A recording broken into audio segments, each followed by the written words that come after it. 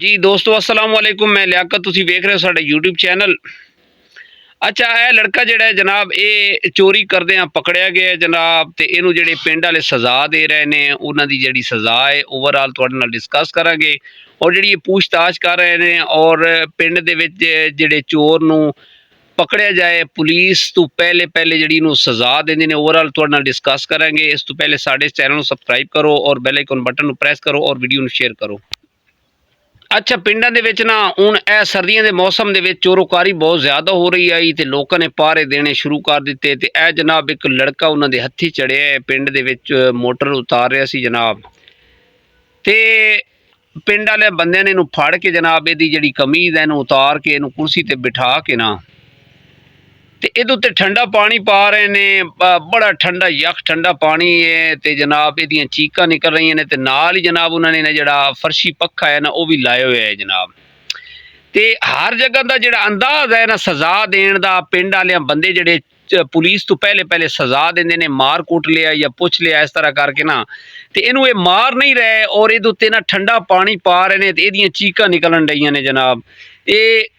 ये दे अल्फाज हैं, तुसी आप सुन लो ये दे की अल्फाज हैं जनाब।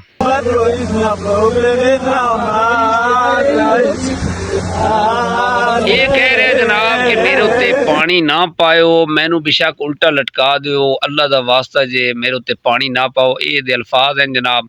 ते ये हुण रोई पिट्टी जा रहे हैं जनाब। ये मोटरां इहदे कोलों हुण पुछ रहे ने कि तू होर पहले कितनियां मोटरां, पहले ही पिंड दे विच मोटर तुहानूं पता है कि अक्सर अगर एक बंदा एक काम करदा है तो वो ओवरऑल जनाब वही काम करदा है। हुण जिहड़ा जिस तरह मोटर उतार लई, पक्खे चुक लै या मस्जिदां दी टूटियां उतार लईयां, ए साडे पिंड दे विच भी एक दिन टूटियां उतरियां ने, 1 घंटे दे विच विच ओवरऑल 20-25 टूटियां जिहड़ियां ने उतार लिया है।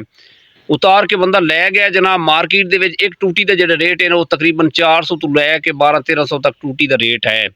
किधरे ना किधरे बेच देंदे ने जनाब। ते इस बंदे ने ना मोटर उतारी है, जिहड़ा जिस तरह डोंकी पंप हो गया या बल्कि उतारन डे सी ते ये फड़िया गया जनाब। ते इहनूं पिंड वाले जनाब इहनूं कुर्सी ते बिठा के इहदी कमीज़ उतार के इहदे उत्ते ना हल्का हल्का पानी पा रहे ने ते इहदियां चीकां निकलन डईयां ने। इहनूं उदों एहसास नहीं होया कि गरीब दी एक मेहनत है ते मैं उस मेहनत नूं जनाब एवें फजूल दे विच, हुण इह काम जिहड़ा कर रहा है चंगा नहीं हैगा।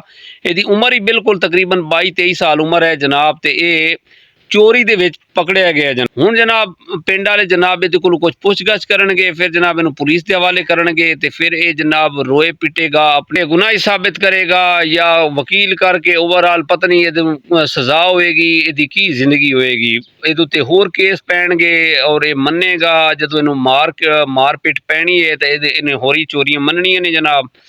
ते दोस्तों गल करन दा मकसद ये है कि बंदा थोड़ा खा लवे, अच्छा खा लवे। ए जिहड़े कम इस लड़के ने कीता है जनाब ये ठीक नहीं है।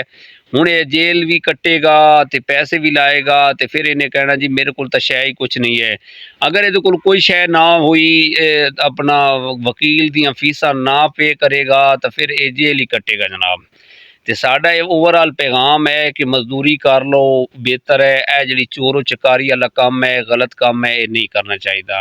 हुण इहदियां तुसीं चीकां सुन रहे हो कि हुण ये रोई जा रहा, हालांकि उन्होंने इहनूं कोई मारिया नहीं है, बस इहदे उत्ते पानी ठंडा पानी पा रहे ने, जिहदे विच जनाब इहनी रोई जा रहा है कि ठंडा पानी मेरे उत्ते ना पाओ और मैनू लटका दिओ। मेरा जिहड़ा वीडियो इस व्लॉग दा मकसद है सी ओही पैगाम है सी कि इस काम तो अगर कोई बंदा कर रहा है तो बाज आ जाओ कि अगले बंदे दी खून पसीने दी कमाई होंदी है। हुण जिहड़े महंगाई दे हालात जा रहे हैं वो बंदा कोई अफोर्ड नहीं कर सकता। एक जिहड़ा पंप है या मोटर है तकरीबन 4000 तो लैके 6-7 हज़ार तक उहदा रेट है। ते इसे पैगाम दे नाल सानू इजाज़त दो। अपना ढेर सारा ख्याल रखिया है। अगर ये चस्का है ठंडे पानी तो बचना है तो काम नहीं करना। ठीक हो गया जनाब। ओके, खुदा हाफिज़।